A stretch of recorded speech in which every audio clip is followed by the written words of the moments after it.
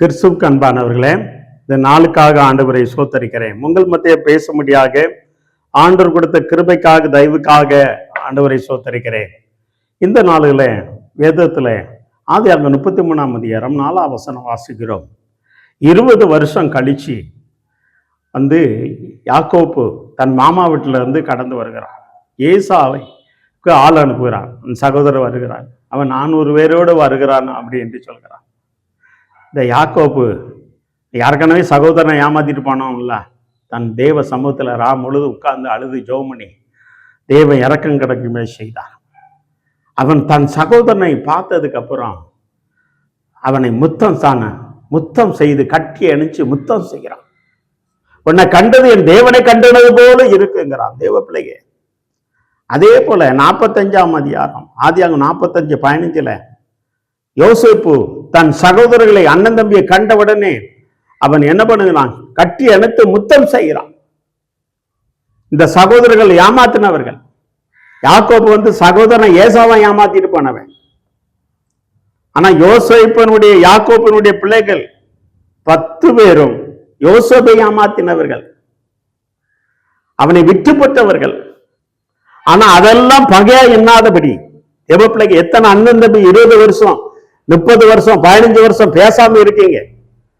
இதான் சகோதரனின் முத்தம், அண்ணன் தம்பியுடைய முத்தம். அண்ணன் தம்பி முத்தம் கொடுத்து அந்த பகையை என்ன பண்ணுகிறார்கள்?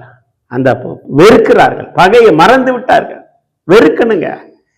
நாம முகத்திலே முழிக்க மாட்டாம என்னை ஏமாத்திட்டான், என் சொத்தை மொழிச்சுட்டான், என்னை வித்து போட்டுட்டான்னு நினைக்கல யாக்கோப்பு. தேவ பிள்ளைகளே, யாக்கோப்பு தன் சகோதரனை ஏமாத்திட்டு போனான். ஆனா அவன் முத்தம் கொடுக்கிறான். தேவ பிள்ளையே, தேவன் இறக்கம் கிடைக்கும்படியே செய்தான். இதாங்க சகோதரருடைய அன்பு, முத்தம், சகோதரருடைய முத்தங்கள். சகோதரன் முத்தமிட்டு அந்த பகையை மறைங்க. நான் முகத்திலேயே முழிக்க மாட்டேன் அப்படின்லாம் சொல்லிட்டு இருக்காங்க. 20 வருஷம் 30 வருஷமா தேவ பிள்ளைகளை போன் போட்டால் எடுங்க, பேசுங்க. யாரா இருந்தாலும்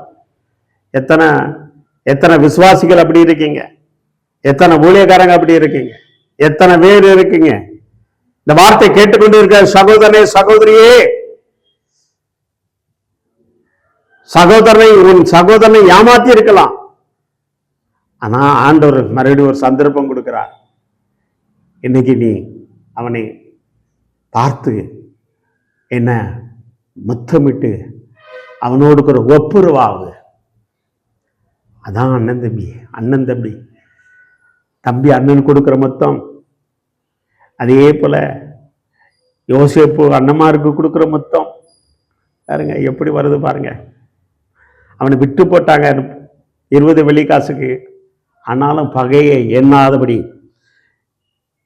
பகையாக எண்ணாதபடி தேவ பிள்ளையே சகோதரரை கட்டி அவர்கள் கஷ்டப்படும் போது அவர்களை சேர்த்து கொண்டு அவர்களை நீ முத்தமிடும் பொழுது தேவ பிள்ளையே உன் பகை அது மறைகிறது. தேவ பிள்ளையே, உன் பகையிலிருந்து உன்னை விடுவித்து ஆண்டவருடைய ஆசீர்வதிக்கிற தேவனாய் இருக்கிறார்.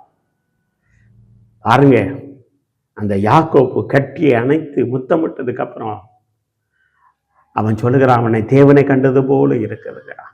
தன் சகோதரனை கண்டு அழுது முத்தமிடுகிறான், அழுது புலம்புகிறான், வெகுமதி அனுப்புகிறான்.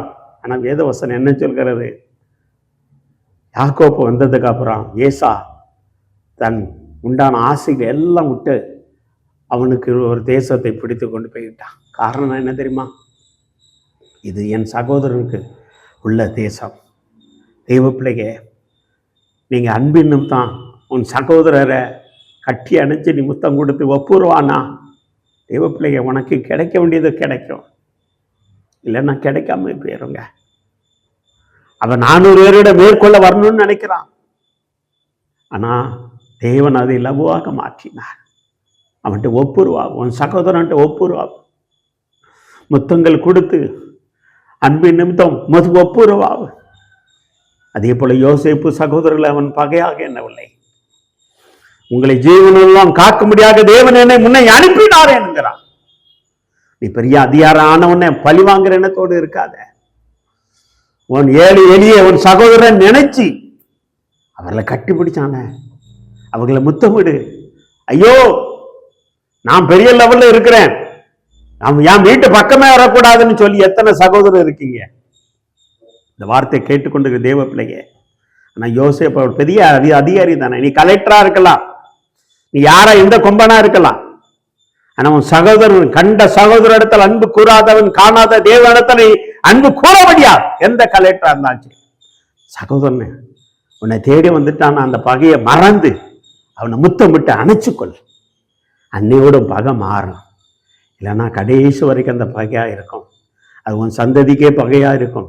இந்த வார்த்தை கேட்டுக்கொண்டு இருக்க சகோதரனே சகோதரியே, உனக்கு துரோகம் பண்ணி இருக்கலாம், உன்னை விட்டு போட்டு இருக்கலாம், உன் சொத்தை அபகரித்து இருக்கலாம், உன்னை ஏமாத்தி இருக்கலாம், உன்னை அந்நிய கையில ஒப்பு கொடுத்து இருக்கலாம், உன்னை அடிச்சிருக்கலாம், கிழங்குல தூக்கி போட்டிருக்கலாம், சிறுவையில என்ன வேணாலும் பண்ணி, அதெல்லாம் மறந்து யாக்கோப்பை போல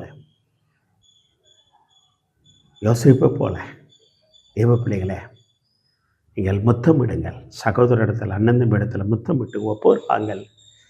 கர்த்தர் உங்கள் வாழ்க்கையிலே உங்கள் வாழ்க்கை மாறும். கர்த்தர் பெரிய காரியங்கள் செய்வார். கண்களை மூடி ஜெபம் செய்வார்.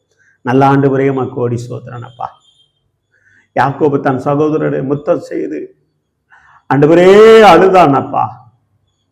அப்பா, யோசேப்பு சகோதரத்துல முத்தம் செய்து அவர்களை கட்டிப்பிடித்து அணைத்து கொண்டு அழுதான், அவனை பராமரித்தான். தேசத்துல பஞ்சம் வருகிறது, ஐயோ இன்னும் 5 வருஷம் பஞ்சம் இருக்கிறதே என்று சொல்லி அவர்களை பராமரித்தான்.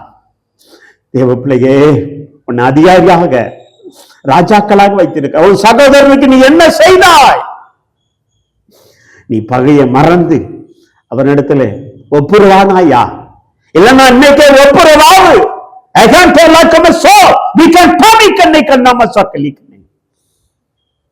இல்லைன்னா வாழ்க்கை வரைக்கும் தேவ பிள்ளைய பகையா இருக்கும். கண்ட சகோதரத்தில் அன்பு கூறாதவன் காராத தேவனிடத்துல எப்படி அன்பு கூறுவா? உன் முத்தம் உன் சகோதரத்தில் உன் அன்பு முத்தங்களை செலுத்து. பகையை மறை, அவனோடு அன்பு, அவனை மார்போடு அணைத்துக்கொள். கர்த்தர் பெரிய காரியங்களை செய்வா.